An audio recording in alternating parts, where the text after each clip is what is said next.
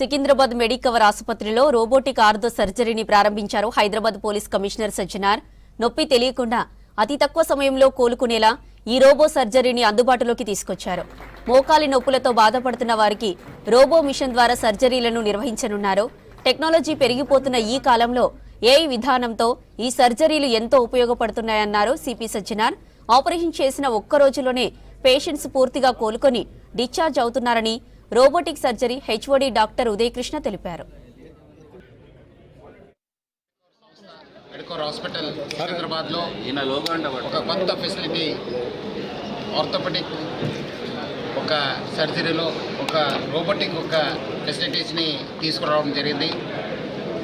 దీనికి కారణమైన మన మెడికవర్ సంస్థ చైర్మన్ డాక్టర్ అనిల్ కృష్ణ గారు, మన ఈడీ గారు హరికృష్ణ గారు, అట్లానే ఆర్థోపెడిక్ టీము డాక్టర్ ఉదయకృష్ణ గారు, డాక్టర్ సతీష్ గారు, డాక్టర్ ప్రమోద్ గారు, మొత్తం టీం అందరు కూడా నేను పేరు పేరుగా అభినందిస్తున్నాను.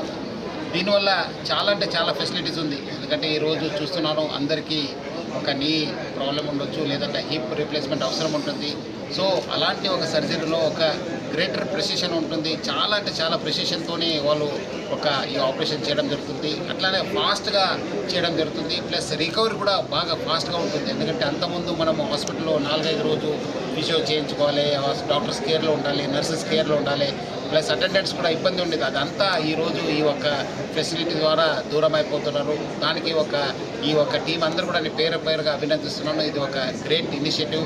సో ప్రజలందరూ కూడా ఈ ఒక సేవను యూజ్ చేసుకోవాలి, అందరూ కూడా లాభం పొందాలని చెప్పి నేను కోరుతున్నాను. అట్లానే ఎందుకంటే ఆల్రెడీ ఈ సంస్థ కూడా చాలా ఒక 10 సంవత్సరాలు ఒక టికెట్లు చాలా పెరిగింది. మెడికవర్ సంస్థ ఈరోజు మన తెలంగాణ రాష్ట్రం కాకుండా ఆంధ్రప్రదేశ్, మహారాష్ట్ర, కర్ణాటకలో కూడా 25 హాస్పిటల్స్ ఉన్నావు, దాదాపు 6,000 బెడ్స్ ఉన్నావు, 2,000 డాక్టర్స్ పైన పనిచేయడం జరుగుతుంది. చాలా ఒక fastest health care growing chain ఇది.